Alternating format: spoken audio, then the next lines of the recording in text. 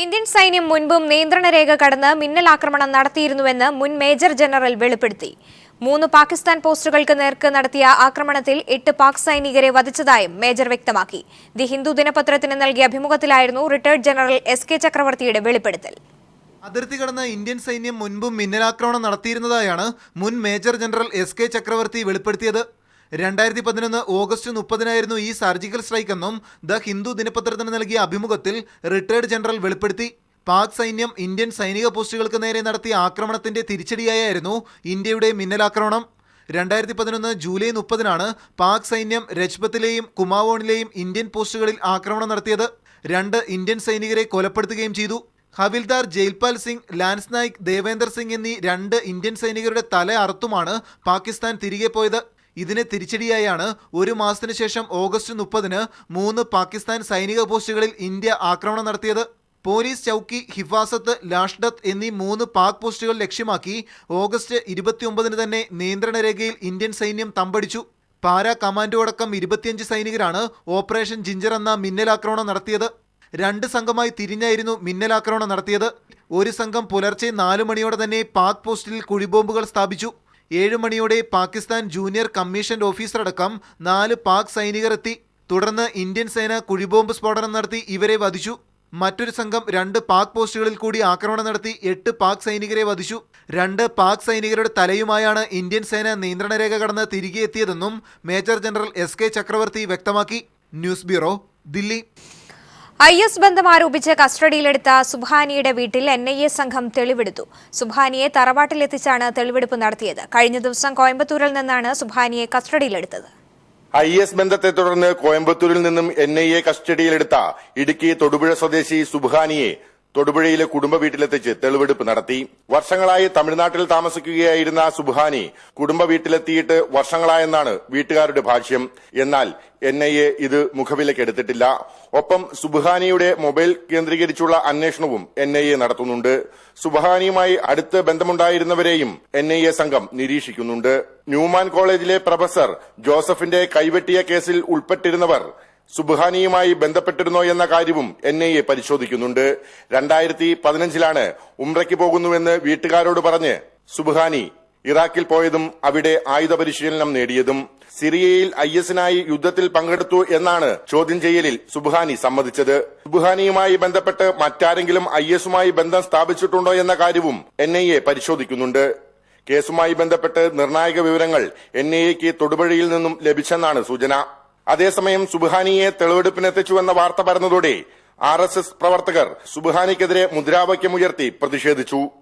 News bureau, Idukki. മന്ത്രിയായിരിക്കെ മരുമകളെ മന്ത്രിമന്ദിരത്തിൽ നിയമിച്ചതിനെ ചൊല്ലിയുള്ള വിവാദങ്ങൾക്ക് വിശദീകരണവുമായി PK ശ്രീമതി ടീച്ചറുടെ ഫേസ്ബുക്ക് പോസ്റ്റ്. മാധ്യമങ്ങളും BJP കോൺഗ്രസ് നേതാക്കളും ആരോപിക്കുന്നത് പോലെ മരുമകൾ പെൻഷൻ വാങ്ങുന്നില്ല, പെൻഷൻ അപേക്ഷിക്കുക പോലും ചെയ്തിട്ടില്ലെന്നും ശ്രീമതി ടീച്ചർ ഫേസ്ബുക്ക് പോസ്റ്റിൽ വ്യക്തമാക്കി. തന്റെ മരുമകളുടെ പേഴ്സണൽ സ്റ്റാഫ് നിയമനവുമായി ബന്ധപ്പെട്ട വിവാദമുയർന്ന പശ്ചാത്തലത്തിലാണ് വിശദീകരണവുമായി മുൻ മന്ത്രിയും MP-യുമായ PK ശ്രീമതി ഫേസ്ബുക്കിൽ പോസ്റ്റിട്ടത്. പോസ്റ്റിൽ ശ്രീമതി പറയുന്നത് ഇങ്ങനെ: വിമർശനം പൂർണ്ണമായും ഉൾക്കൊണ്ടുകൊണ്ടുള്ള ഒരു പോസ്റ്റാണിത്. എങ്കിലും 10 കൊല്ലം മുമ്പ് നടന്നത് എന്താണെന്ന് വ്യക്തമാക്കണം എന്ന് എൻ്റെ മനസ്സ് പറയുന്നു. പാർട്ടിക്ക് പോറലേക്കാതിരിക്കാൻ അന്ന് ഞാൻ മൗനം ദീക്ഷിച്ചു. മന്ത്രിഭവനത്തിൽ 3 തസ്തികകളിലേക്ക് ആളുകളുടെ സ്വന്തം ഇഷ്ടപ്രകാരം അതാത് മന്ത്രിമാർക്ക് നിശ്ചയിക്കാമെന്ന് പാർട്ടി തീരുമാനം സെക്രട്ടറി അറിയിച്ചു. അനുവാദം വാങ്ങി ഞാൻ എൻ്റെ മകൻ്റെ ഭാര്യയെ നിശ്ചയിക്കുകയും ചെയ്തു. ബന്ധുക്കളെ മന്ത്രിമന്ദിരത്തിൽ നിശ്ചയിക്കുന്നത് ഒറ്റപ്പെട്ട സംഭവമായിരുന്നില്ല. ബിരുദധാരികളായവരെല്ലാം അപ്ഗ്രേഡ് ചെയ്യാൻ തീരുമാനിച്ചപ്പോൾ എൻ്റെ സ്റ്റാഫിലുള്ളവരെയും അപ്ഗ്രേഡ് ചെയ്തു. അതിൽ എൻ്റെ മകൻ്റെ ഭാര്യയെ ചേർത്തത് ശരിയായ നടപടിയായിരുന്നില്ല. എന്നാൽ മീഡിയ ശക്തമായ വിമർശനം എനിക്ക് നേരെ മാത്രം ഉയർത്തി. പാർട്ടിയുടെ നിർദ്ദേശമനുസരിച്ച് രാജിവെച്ചു.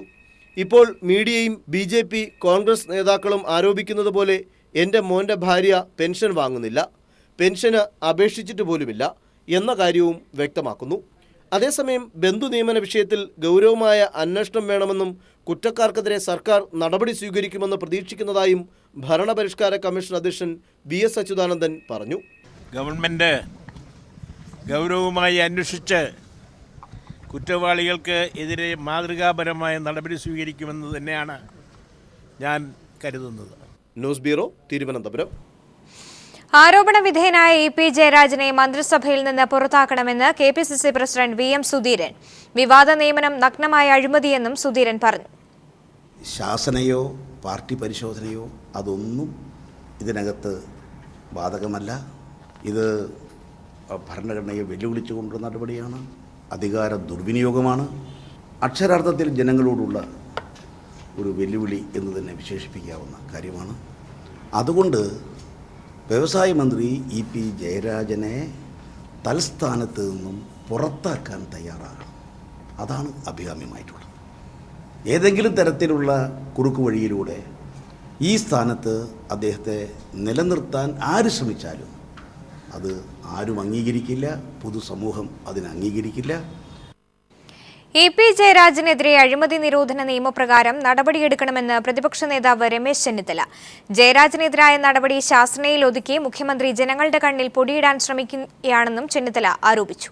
തീർച്ചയായിട്ടും ഞാൻ പറഞ്ഞല്ലോ, ശ്രീമതി ടീച്ചറുടെ വെളിപ്പെടുത്തൽ ഒരു കാര്യം വ്യക്തമാക്കുകയാണ്, ഇതെല്ലാം പാർട്ടി അറിഞ്ഞു തന്നെ നടത്തിയിട്ടുള്ള കാര്യമാണ്. ഇ.പി. ജയരാജൻ ഒറ്റയ്ക്ക് ഇത് ചെയ്യാൻ കഴിയുമെന്ന് ഞാൻ വിശ്വസിക്കുന്നില്ല. ഇത് പാർട്ടി അറിഞ്ഞ് മുഖ്യമന്ത്രി അറിഞ്ഞ് നടത്തിയിട്ടുള്ള ഒരു വലിയ അഴിമതിയാണ്, സ്വജനപക്ഷപാതമാണ്. അതാണ് ഞാൻ നേരത്തെ പറഞ്ഞ മുഖ്യമന്ത്രി ഇക്കാര്യത്തിൽ വിശുദ്ധനാകാൻ ശ്രമിക്കേണ്ട, പാർട്ടി സെക്രട്ടറി വിശുദ്ധനാകാൻ ശ്രമിക്കേണ്ട. ഇത് കേരളത്തിലെ ജനങ്ങളോടുള്ള വഞ്ചനയാണ്. സ്വന്തക്കാരെയും ബന്ധക്കാരെയുമാണോ ഇത്രയും പ്രധാന? അത് പൊതുമേഖലാ സ്ഥാപനങ്ങളാണ്. ചെയർമാനല്ല, ഇത് MD ആണ്, അല്ലെങ്കിൽ ജനറൽ മാനേജർ തസ്തികയിലേക്കാണ്. ആ തസ്തികയിലുള്ള ആളുകൾ സാങ്കേതിക പരിജ്ഞാനമുള്ളവരാകണം, മുൻപരിചയമുള്ളവരാകണം, സ്ഥാപനങ്ങൾ നടത്തിയിട്ടുള്ള പരിചയം അവർക്കുണ്ടാകണം. എങ്കിൽ മാത്രമേ പൊതുമേഖലാ സ്ഥാപനങ്ങളെ നല്ല നിലയിൽ മുന്നോട്ട് കൊണ്ടുപോകാൻ കഴിയുള്ളൂ. ഇത് സ്വന്തക്കാരെയും ബന്ധക്കാരെയും ഇതിനകത്ത് കുത്തി നിറച്ച് പോകുന്ന ഈ നടപടി വളരെ വളരെ തെറ്റായ ഒന്നാണ്, പ്രതിഷേധാർഹമാണ്. നിയമന വിവാദങ്ങളെക്കുറിച്ച് പിന്നീട് പ്രതികരിക്കാമെന്ന് മുഖ്യമന്ത്രി പിണറായി വിജയൻ. നിയമന വിവാദങ്ങളെക്കുറിച്ചുള്ള മാധ്യമപ്രവർത്തകരുടെ ചോദ്യങ്ങളോട് കോഴിക്കോട് പ്രതികരിക്കുകയായിരുന്നു അദ്ദേഹം. ഇന്നിപ്പോൾ പി.കെ. ശ്രീമതി ടീച്ചറുടെ ഫേസ്ബുക്ക് പോസ്റ്റിൽ പറഞ്ഞിരിക്കുന്നത്, നേരത്തെ നിയമനം നടത്തിയതെല്ലാം CM-ന്റെ അറിവോടെയായിരുന്നു, അന്ന് പാർട്ടി സെക്രട്ടറിയുടെ അറിവോടെയാണ് നിയമനം നടത്തിയത് എന്നുള്ളതാണ്. ഇപ്പോൾ ഇ.പി. ജയരാജന്റെ കേസിൽ വന്നത് ഒരു സ്വജനപക്ഷപാതത്തിന്റെ ഒരു പരിധിയിലായിട്ട് കാണുന്നുണ്ടോ? ഇത് മന്ത്രിസഭയുടെ പ്രതിച്ഛായയ്ക്ക് ക്ഷീണമാകുന്നു എന്നാണ് VS പറയുന്നത്. എന്താണ് പറയാനുള്ളതെന്ന് അറിയാനാണ്. പിന്നെ പറയാം. ആളിയാർ ഡാമിന്റെ ഷട്ടറുകൾ ഏകപക്ഷീയമായി അടച്ച തമിഴ്നാട് നടപടിക്കെതിരെ പ്രതിഷേധം ശക്തമാകുന്നു. ഈ മാസം 21-ന് സംയുക്ത ജലക്രമീകരണ ബോർഡ് യോഗം ചേരണമെന്ന കേരളത്തിന്റെ ആവശ്യം തമിഴ്നാട് തള്ളി. വിഷയത്തിൽ ഇടപെടണമെന്നാവശ്യപ്പെട്ട് ജലവിഭവ വകുപ്പ് മന്ത്രി കേന്ദ്ര സർക്കാരിന് കത്ത് നൽകി. അന്തർ സംസ്ഥാന നദീജല കരാർ ലംഘിച്ചുകൊണ്ടാണ് തമിഴ്നാട് ആളിയാർ ഡാമിന്റെ ഷട്ടറുകൾ അടച്ചിരിക്കുന്നത്. 58 വർഷത്തിനിടെ ആദ്യമായാണ് കേരളത്തിലേക്ക് വെള്ളം നൽകാതെ ഷട്ടറുകൾ പൂർണ്ണമായും അടക്കുന്ന നടപടി. 1970 വന്ന കരാർ അനുസരിച്ച് ആളിയാർ ഡാമിൽ നിന്ന് ഓരോ മാസവും നിശ്ചിത അളവ് വെള്ളം കേരളത്തിന് നൽകണം. വെള്ളം വിട്ടു നൽകുന്നതിൽ കുറവ് വരുത്തിയപ്പോൾ മുഖ്യമന്ത്രി പിണറായി വിജയൻ ഇടപെട്ടിരുന്നു. തുടർന്ന് വെള്ളം നൽകുന്ന നിലയുണ്ടായി. ഷട്ടറുകൾ പൂർണ്ണമായും അടച്ച കാര്യം കേന്ദ്ര സർക്കാരിന്റെ ശ്രദ്ധയിൽ കൊണ്ടുവരുമെന്ന് മുഖ്യമന്ത്രി അറിയിച്ചതായി ചിറ്റൂർ MLA കെ കൃഷ്ണൻകുട്ടി പറഞ്ഞു. 7000 ഘനയടി, ദശലക്ഷം ഘനയടി നമുക്ക് ഈ 15 ദിവസത്തിനുള്ളിൽ ഒക്ടോബർ 1-ാം തീയതി തൊട്ട് 15-ാം തീയതി വരെ തരാനാണ് കരാറിലെ വ്യവസ്ഥ. അതാണ് ഇപ്പോൾ അവർ അടച്ചത്. ഇതിൻ്റെ ഫലമായിട്ടുണ്ടാകാൻ പോകുന്നത് കൃഷി പോകുന്നത് മാത്രമല്ല, പാലക്കാട്ടിലെയും തൃശ്ശൂരും മലപ്പുറമുള്ള കുടിവെള്ള സ്രോതസ്സുകളിന് പോലും ഇത് അപകടത്തിലേക്ക് വരാൻ പോവുകയാണ്. കാവേരി ജലം എത്തുന്ന തമിഴ്നാട് ബേസിലേക്കാണ് ഇപ്പോൾ ആളിയാറിലെ വെള്ളം വഴിതിരിച്ചു വിട്ടിരിക്കുന്നത്. ആളിയാർ ജലത്തെ ആശ്രയിക്കുന്ന ചിറ്റൂർ മേഖല കടുത്ത വരൾച്ചയിലേക്ക് പോകാൻ ഇത് ഇടവരുത്തും. ഭാരതപ്പുഴയുടെ പ്രധാന സ്രോതസ്സായ ചിറ്റൂർ പുഴയിലേക്ക് വെള്ളം എത്താതെ വന്നാൽ ഭാരതപ്പുഴയും പറ്റും. ചിറ്റൂർ മേഖലയിൽ 2ാം വിള നെൽകൃഷി നിർത്തിവെക്കേണ്ട സാഹചര്യത്തിലേക്കാണ് കാര്യങ്ങൾ പോകുന്നത്. News bureau, Palakkad. തൃശൂർ മനക്കുടിയിൽ തോട്ടിലേക്ക് കാർ മറിഞ്ഞ് ഒരാൾ മരിച്ചു. പഴുവിൽ സ്വദേശി ജിത്താണ് മരിച്ചത്. പുലർച്ചെ 6:30-യോടെ കാൽനടയാത്രക്കാരാണ് പാടവരമ്പിനോട് ചേർന്നുള്ള തോട്ടിൽ കാർ മറിഞ്ഞുകിടക്കുന്നതായി കണ്ടെത്തിയത്. തുടർന്ന് നടത്തിയ തിരച്ചിലിലാണ് മൃതദേഹം കണ്ടെത്തിയത്. കൂടുതൽ ആളുകൾ കാറിലുണ്ടാകാമെന്ന നിഗമനത്തിൽ പോലീസും ഫയർഫോഴ്സും ചേർന്ന് തിരച്ചിൽ നടത്തിയെങ്കിലും സഹയാത്രികരായി ആരെയും കണ്ടെത്താനായില്ല. വാഹനം ഓടിക്കുന്നതിനിടെ നിയന്ത്രണം വിട്ട് വാഹനം തോട്ടിലേക്ക് മറിഞ്ഞതാകാമെന്നാണ് പ്രാഥമിക നിഗമനം. അന്തർ സംസ്ഥാന സ്വകാര്യ ബസ് ലോബിക്ക് വേണ്ടി പതിറ്റാണ്ടുകൾ പഴക്കമുള്ള തണൽ മരങ്ങൾ മുറിക്കാൻ നീക്കം. റോഡ് വികസനത്തിന്റെ പേരിലാണ് തിരുവനന്തപുരം സ്വാതി തിരുനാൾ സംഗീത കോളേജിന് മുന്നിലെ മരങ്ങൾ മുറിക്കാൻ ശ്രമിക്കുന്നത്. പരിസ്ഥിതിക്ക് വേണ്ടി നിലകൊള്ളുന്ന ഗാന്ധിയൻ സ്മാരകനിധിയുടെ കൂടി അറിവോടെയാണ് മരങ്ങൾ മുറിക്കാൻ തീരുമാനിച്ചത്. ട്രാഫിക് തിരക്കില്ലാത്ത റോഡിലെ മരങ്ങൾ മുറിക്കാൻ തീരുമാനിച്ചതിൽ ദുരൂഹത ഏറുകയാണ്. തിരുവനന്തപുരം നഗരത്തിലെ ഏറ്റവും കുളിർമയേറിയ പ്രദേശങ്ങളിലൊന്നാണ് സ്വാതി തിരുനാൾ കോളേജിന് മുൻവശം. ഒരുപാട് ആളുകളാണ് ഈ പ്രദേശത്ത് ദിനംപ്രതിയെന്നോണം ശുദ്ധവായു കൊള്ളുന്നതിനായി മാത്രം എത്തിച്ചേരുന്നത്. നൂറ്റാണ്ടുകൾക്ക് മുമ്പ് രാജഭരണകാലത്ത് നട്ടുപിടിപ്പിച്ച തണൽമരങ്ങൾ പക്ഷികളുടെയും നഗരത്തിലെ ആശ്രയങ്ങളിലൊന്നാണ്. എന്നാൽ ഏതു നിമിഷം വേണമെങ്കിലും ഈ മരങ്ങൾക്ക് കത്തി വീണേക്കാം. റോഡ് വികസനത്തിന്റെ പേരിലാണ് ഈ പ്രദേശത്തെ മരങ്ങൾ വെട്ടാനുള്ള രഹസ്യ നീക്കം കഴിഞ്ഞ സർക്കാരിന്റെ കാലത്ത് ആരംഭിച്ചത്. നൂറ്റാണ്ടുകളുടെ പൈതൃകം പേറുന്ന ഈ മരങ്ങൾ വെട്ടിമുറിച്ചാൽ ഈ മരങ്ങളും അതിൻ്റെ തണലും പിന്നെ ഓർമ്മ മാത്രമാവും. 2015 ഡിസംബർ 12 സർക്കാർ വിളിച്ചൊരു യോഗത്തിൽ വെച്ച് റോഡ് വികസനത്തിനായി സ്ഥലം വിട്ടുതന്നേ മതിയാവൂ എന്ന് ഗാന്ധിയൻ സ്മാരകനിധിയോട് ആവശ്യപ്പെട്ടു. 99 വർഷത്തേക്ക് സർക്കാർ പാട്ടത്തിന് വിട്ടുകൊടുത്ത ഭൂമി പതിച്ചു കിട്ടാൻ ആയിടെയാണ് ഗാന്ധിയൻ സ്മാരകനിധി സർക്കാരിന് അപേക്ഷ സമർപ്പിച്ചത്. ഭൂമി പതിച്ചു കിട്ടണമെങ്കിൽ കയ്യിലുള്ള മരങ്ങൾ നിൽക്കുന്ന പ്രദേശം വിട്ടുതന്നേ മതിയാവൂ എന്നും പുതുക്കിയ പാട്ടത്തുക ഈടാക്കൂ എന്നും ജില്ലാ ഭരണകൂടം കർശന നിലപാടെടുത്തു. പാട്ടഭൂമി പതിച്ചു കിട്ടും എന്ന് കേട്ടപ്പോൾ പരിസ്ഥിതി സ്നേഹികളായ ഗാന്ധിയൻ സ്മാരകനിധി സ്ഥലം വിട്ടുകൊടുക്കാൻ തയ്യാറാണെന്ന് മുദ്രപത്രത്തിൽ സർക്കാരിന് എഴുതി നൽകി. പരിസ്ഥിതിക്ക് വേണ്ടി നിരന്തരം മുറവിളി കൂട്ടുന്നവരെ കൂടി പ്രലോഭിപ്പിച്ചുകൊണ്ടാണ് ഈ മരങ്ങൾ വെട്ടാനുള്ള സമ്മതപത്രം തയ്യാറാക്കപ്പെട്ടത്. അനവധി വിദ്യാഭ്യാസ സ്ഥാപനങ്ങൾ നിലകൊള്ളുന്ന സ്ഥലമായതിനാൽ റോഡിലെപ്പോഴും ബ്ലോക്ക് ഉണ്ടാകുമെന്നതിനാലാണ് വീതി കൂട്ടാൻ ശ്രമിക്കുന്നതെന്ന് സർക്കാർ പറയുന്നു. എന്നാൽ മണിക്കൂറുകൾ നിന്നിട്ടും അത്തരമൊരു ട്രാഫിക് കുരുക്കും ഞങ്ങൾക്ക് കാണാനായില്ല. ഒരു പ്രദേശവാസിയുടെ അഭിപ്രായം കേൾക്കുക. ഇവിടെ ഞങ്ങൾ 10-12 വർഷമായി ഈ പ്രദേശത്ത് ഇരിക്കുന്ന ആൾക്കാരാണ്. ഇവിടെ ഈ പ്രദേശത്ത് അങ്ങനെ ഒരു ബ്ലോക്ക് ഇതുവരെ ഞങ്ങളെ കണ്ടിട്ടില്ല. ഞങ്ങൾക്ക് ഈ സംഭവം അതിനെപ്പറ്റി അറിയത്തുമില്ല. തണൽ മരങ്ങൾ മുറിച്ചാൽ അതിൻ്റെ പ്രയോജനം ലഭിക്കുന്നത് ഇവിടെ നിന്നും പുറപ്പെടുന്ന ദീർഘദൂര വോൾവോ ബസ് ലോബിക്ക് മാത്രമായിരിക്കും. അന്തർ സംസ്ഥാന വാഹന ലോബിക്ക് വേണ്ടി ഈ പച്ചപ്പുകൾ വെട്ടി നശിപ്പിക്കണമെന്ന് തീരുമാനിക്കുന്നവർ ഈ സമൂഹത്തിൻ്റെ വളർച്ച കാക്ഷിക്കുന്നവരാണെന്ന് കരുതുക വയ്യ. ഈ മരങ്ങളുടെ കടക്കൽ കത്തിവെക്കുന്നവർ നാളെയുടെ പൊതുശത്രുക്കളാണ്. ക്യാമറമാൻ അഖിലേഷിനൊപ്പം എസ് ജീവൻകുമാർ, തിരുവനന്തപുരം. മുഖ്യമന്ത്രി പിണറായി വിജയൻ കൂത്തുപറമ്പ് വെടിവെപ്പിലെ ജീവിക്കുന്ന രക്തസാക്ഷി പുഷ്പനെ സന്ദർശിച്ചു. പുഷ്പനിൽ നിന്നും നിവേദനം ഏറ്റുവാങ്ങിയ മുഖ്യമന്ത്രി പുഷ്പൻ ശ്രദ്ധയിൽപ്പെടുത്തിയ കാര്യങ്ങൾ സർക്കാർ ഗൗരവമായി പരിഗണിക്കുമെന്നും പുഷ്പൻ യുവത്വത്തിന്റെ ആവേശമാണെന്നും സന്ദർശക ഡയറിയിൽ കുറിച്ചു. പുഷ്പന്റെ മാതാപിതാക്കളെയും സഹോദരങ്ങളെയും കണ്ട ശേഷമാണ് മുഖ്യമന്ത്രി മടങ്ങിയത്. രാവിലെ 11:15 മുഖ്യമന്ത്രി പിണറായി വിജയൻ കൂത്തുപറമ്പിൽ വെടിയേറ്റ് വീണ് ശയ്യാവലംബിയായി കഴിയുന്ന മേനപ്രത്തെ പുഷ്പനെ സന്ദർശിച്ചത്. ആരോഗ്യകാര്യങ്ങൾ അന്വേഷിച്ച ശേഷം മുഖ്യമന്ത്രി പുഷ്പൻ നൽകിയ നിവേദനം ഏറ്റുവാങ്ങി. പുഷ്പന്റെ സന്ദർശക ഡയറിയിൽ മുഖ്യമന്ത്രി പിണറായി വിജയൻ ഇങ്ങനെ എഴുതി: ജീവിക്കുന്ന രക്തസാക്ഷി പുഷ്പൻ യുവത്വത്തിന് ആവേശമാണ്. പുഷ്പനെ ഇന്ന് കണ്ടപ്പോൾ ചില പ്രശ്നങ്ങൾ ശ്രദ്ധയിൽപ്പെടുത്തുകയുണ്ടായി. സർക്കാർ ഗൗരവപൂർവ്വം പരിഗണിച്ച് ആവശ്യമായ നടപടികൾ സ്വീകരിക്കും. നാട്ടുകാരും പുഷ്പന്റെ സുഹൃത്തുക്കളും നേതാക്കളും സഖാക്കളുമെല്ലാം മേനപ്രത്തെ വീട്ടിൽ എത്തിയിരുന്നു. കണ്ണൂരിൽ നിന്നും PV ജോഷില. തിരുവനന്തപുരം നഗരത്തിൽ വാടക ഗുണ്ടകൾക്ക് BJP അംഗത്വം കൊടുക്കുകയാണെന്ന് CPIM ആരോപിച്ചു. തിരുവനന്തപുരം കണ്ണമ്മൂലയിൽ യുവാവ് കൊല്ലപ്പെട്ട സംഭവം ഗുണ്ടാസംഘങ്ങൾ തമ്മിലുള്ള കുടിപ്പകയാണെന്നിരിക്കെ അത് CPIMന്റെ തലയിൽ കെട്ടിവെക്കാനുള്ള നീക്കം രാഷ്ട്രീയ പ്രേരിതമാണെന്ന് CPIM തിരുവനന്തപുരം ജില്ലാ സെക്രട്ടറി അനാവൂർ നാഗപ്പനും V ശിവൻകുട്ടിയും വാർത്താസമ്മേളനത്തിൽ പറഞ്ഞു. നഗരത്തിലെ എല്ലാവർക്കും അറിയാവുന്നൊരു യാഥാർത്ഥ്യം, BJP എത്ര ആവർത്തി നിഷേധിച്ചാലും ജനങ്ങൾ വിശ്വസിക്കില്ല. കഴിഞ്ഞ 5 മാസക്കാലത്തിന് മുമ്പ്, കുറേ കാലത്തിന് മുമ്പ് ഒരുമിച്ച് നടന്ന ഒരു വിഭാഗം, ഞാനവരുടെ പേരുകളൊന്നും പറയുന്നത് ശരിയല്ല എന്നുള്ളതുകൊണ്ട് പേരുകൾ പറയുന്നില്ല, നിങ്ങൾക്കെല്ലാം അറിയാവുന്ന പേരുകൾ തന്നെയാണ്, രണ്ടായി മാറി. ഒരു രാഷ്ട്രീയ പാർട്ടിയും ഇതുവരെ അവരെ ആരെയും സഹായിക്കാൻ പോയിട്ടില്ല. ഇപ്പോൾ ഈ സംഭവം ഉണ്ടായപ്പോഴും ആരെയും സഹായിക്കാൻ പോയില്ല. പക്ഷേ BJP രംഗത്തെത്തി. ഈ ഗൂണ്ടകളിൽ ഒരു സെറ്റ് ആളുകളെ കൂടെ നിർത്തുക എന്നതാണ് BJP ലക്ഷ്യം വെക്കുന്നത്. ഫോർട്ട് സ്കൂളിന് സമീപമുള്ള വേട്ടക്കുരുമൻ ക്ഷേത്രത്തിൻ്റെ സമീപമുള്ള സംസ്കൃതി ഭവൻ അവർ കൈയടക്കിയിരിക്കുകയാണ്. ആ സംസ്കൃതി ഭവനിലാണ് BJPയുടെ മുഴുവൻ ആയുധങ്ങളും, പിന്നെ ബോംബ്, അതുപോലുള്ള മാരകായുധങ്ങൾ മുഴുവൻ ശേഖരിച്ചിരിക്കുന്നത് ഈ സംസ്കൃതി ഭവനാണ്. പോലീസ് അവിടെ റെയ്ഡ് ചെയ്താൽ അത് കിട്ടും. FCI തൊഴിലാളികൾ ഈ മാസം 20-ന് പണിമുടക്കി രാജ്ഭവനിലേക്ക് മാർച്ച് നടത്തും. 14 മുതൽ സംസ്ഥാനത്തെ FCI ഗോഡൌണുകൾക്ക് മുന്നിൽ സമരം നടത്താനും സംയുക്ത തൊഴിലാളി യൂണിയൻ തീരുമാനിച്ചു. ദിവസക്കൂലിക്കാരായ തൊഴിലാളികളെ വിവിധ ജില്ലകളിലേക്കും സംസ്ഥാനത്തിന് പുറത്തേക്കും സ്ഥലം മാറ്റാനുള്ള നടപടിക്കെതിരെയും തൊഴിലാളികളെ സ്ഥിരപ്പെടുത്തിക്കൊണ്ടുള്ള മുൻ വിജ്ഞാപനം റദ്ദ് ചെയ്ത കേന്ദ്ര സർക്കാർ നടപടിയിൽ പ്രതിഷേധിച്ചുമാണ് സമരം. കൊച്ചിയിൽ ചേർന്ന FCI വർക്കേഴ്സ് കോർഡിനേഷൻ കമ്മിറ്റിയുടെ സംയുക്ത സമരപ്രഖ്യാപന കൺവെൻഷൻ CITU സംസ്ഥാന സെക്രട്ടറി K. ചന്ദ്രൻപിള്ള ഉദ്ഘാടനം ചെയ്തു. വിവിധ ട്രേഡ് യൂണിയൻ നേതാക്കളും പങ്കെടുത്തു. ഇന്ത്യൻ സൂപ്പർ ലീഗ് ഫുട്ബോളിൽ ആദ്യ ജയം തേടി കേരള ബ്ലാസ്റ്റേഴ്സ് ഇന്ന് മൂന്നാം മത്സരത്തിനിറങ്ങും. കലൂർ ജവഹർലാൽ നെഹ്റു സ്റ്റേഡിയത്തിൽ വൈകിട്ട് 7-ന് നടക്കുന്ന മത്സരത്തിൽ ശക്തരായ ഡൽഹിയാണ് എതിരാളികൾ.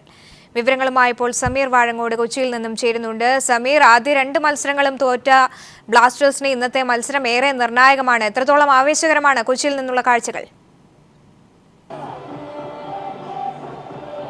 ആദ്യ മത്സരത്തിൽ നോർത്ത് ഈസ്റ്റ് യുണൈറ്റഡിനോട് അവരുടെ തട്ടത്തിലും അതോടൊപ്പം തന്നെ തൊട്ടടുത്ത് കിടന്ന ഹോം മത്സരത്തിൽ കൊൽക്കത്തയോടുമാണ് ബ്ലാസ്റ്റേഴ്സ് താരങ്ങൾ തോറ്റത്.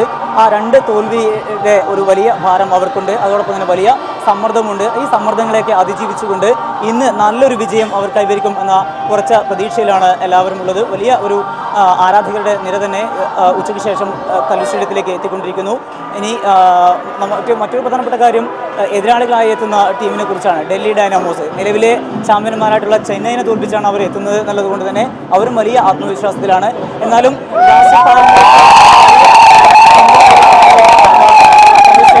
വലിയൊരു വിജയം കൈവരിക്കാൻ കഴിയും എന്ന പ്രതീക്ഷയാണുള്ളത്. എന്നാലും വലിയ ആരാധകരെല്ലാം ഇവിടെ എത്തിയിട്ടുണ്ട്. നമുക്ക് അവരുടെ അഭിപ്രായങ്ങളൊക്കെ ചോദിക്കാം. അവരുടെ പ്രതീക്ഷകൾ എത്രത്തോളം എന്നുള്ളത് ചോദിക്കാം. ഇന്നത്തെ മത്സരത്തിൽ ബ്ലാസ്റ്റേഴ്സിന്റെ പ്രതീക്ഷ എത്രത്തോളം? ഇന്നത്തെ മത്സരത്തിൽ ബ്ലാസ്റ്റേഴ്സിനെ എത്രമാത്രം വിജയിക്കാൻ കഴിയും എന്നുള്ളൊരു പ്രതീക്ഷ നിങ്ങൾക്കുള്ളൂ?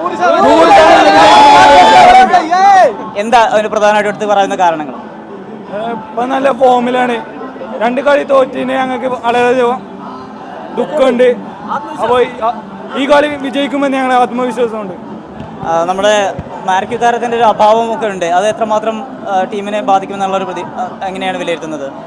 വളരെയധികം അതിന് നമുക്ക് കുറവ് നല്ല ഉണ്ടാവും. കാരണം ഡിഫൻസ് ഇപ്പോൾ നല്ല കമ്മിയാണ്. അത് നിരത്താൻ കഴിയുമെന്നാണ് നമ്മൾ പ്രതീക്ഷ. കേരളം വിൻ.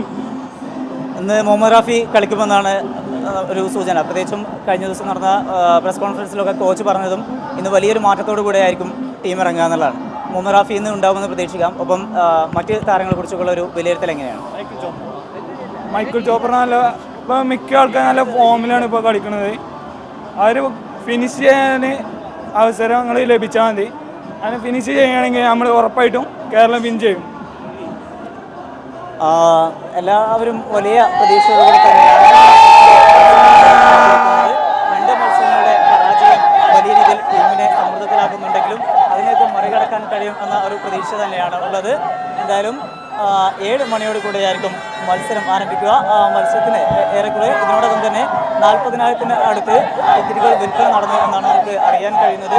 കഴിഞ്ഞ മത്സരം വീക്ഷിക്കാനും 1,50,000-ഓളം പേരാണ് എത്തിയിരുന്നത്. ഈ മത്സരത്തിനും അത്ര തന്നെ പേര് എത്തുമെന്നാണ് പ്രതീക്ഷിക്കുന്നത്. എന്നാൽ ഇന്ന് ടീം ഉടമ സച്ചിൻ ടെണ്ടുൽക്കർ എത്തില്ല എന്നുള്ള കാര്യം നേരത്തെ വ്യക്തമാക്കിയിരുന്നു. നമുക്ക് ഇപ്പോൾ കാണുന്നത് പോലെ, നമുക്ക് പിറകിലൊക്കെ കാണുന്നത് പോലെ തന്നെ വലിയ ഒരു ആരാധകരുടെ ഒഴുക്ക് തന്നെയാണ് കലൂർ സ്റ്റേഡിയത്തിലേക്ക് ഉള്ളത്. ഈ താരങ്ങൾക്ക് വലിയൊരു സമ്മർദ്ദം ഇത് ഉണ്ടാക്കുന്നുണ്ട് എന്നുള്ള ഒരു പ്രധാന കാര്യം കൂടിയുണ്ട്. 2 മത്സരങ്ങളുടെ പരാജയം. എന്നാൽ ഇന്നത്തെ മത്സരം എന്തായാലും ജയിച്ചേ മതിയാവും. ഇതൊരു അഭിമാന പോരാട്ടമാണ്. ഇനിയൊരു പരാജയം, തുടർച്ചയായ 3ാമതൊരു പരാജയം ഒരിക്കലും ബ്ലാസ്റ്റേഴ്സിന് താങ്ങാൻ കഴിയില്ല. അതുകൊണ്ട് തന്നെ അതിനുള്ള ഒരു മാറ്റത്തോടു കൂടിയുള്ള നല്ല ശക്തമായിട്ടുള്ള ടീമോട് കൂടെ തന്നെ ആയിരിക്കും ഇന്ന് ഇറങ്ങുന്നത്. ഏറെ ആവേശത്തോടു കൂടി തന്നെയാണ് ആരാധകർ എല്ലാവരും ഉള്ളത്. കഴിഞ്ഞ മത്സരത്തിൽ 1 ഗോളിനായിരുന്നു തോറ്റത്. അതിനു മുമ്പും നടന്ന ആദ്യ മത്സരത്തിലും ഒരു ഗോളിനാണ് പരാജയപ്പെട്ടത്. ഈ 2 പരാജയങ്ങൾ ബ്ലാസ്റ്റേഴ്സിനെ വലിയ രീതിയിലുള്ള ഒരു സമ്മർദ്ദമുണ്ട് എന്നുള്ളതാണ് ഇന്നത്തെ മത്സരത്തിനും. എന്നാൽ ഇന്നത്തെ മത്സരത്തിൽ ഏറെ പ്രതീക്ഷയാണ് എല്ലാവർക്കും ഉള്ളത്. ഇനി നടക്കാനിരിക്കുന്ന മത്സരങ്ങൾ, അടുത്ത മത്സരം മുംബൈയുമായുള്ള മത്സരവും കലൂർ സ്റ്റേഡിയത്തിൽ തന്നെയാണ്. അതുകൊണ്ട് ഈ ഒരു മത്സരം വിജയിക്കാൻ കഴിഞ്ഞാൽ മുംബൈയെയും വളരെ സുന്ദരമായി കീഴടക്കാൻ കഴിയും എന്ന പ്രതീക്ഷയിൽ തന്നെയാണ് ബ്ലാസ്റ്റേഴ്സ് താരങ്ങളുള്ളത്. നമുക്ക് കാണുന്ന പോലെ തന്നെ വലിയ ആരാധകരുടെ വലിയ ഒഴുക്ക് തന്നെയാണ് വിവിധ ഇടങ്ങളിൽ നിന്നായുള്ളത്. കാസർഗോഡ് മുതൽ തിരുവനന്തപുരം വരെയുള്ള വിവിധ ഇടങ്ങളിൽ നിന്നായി വലിയ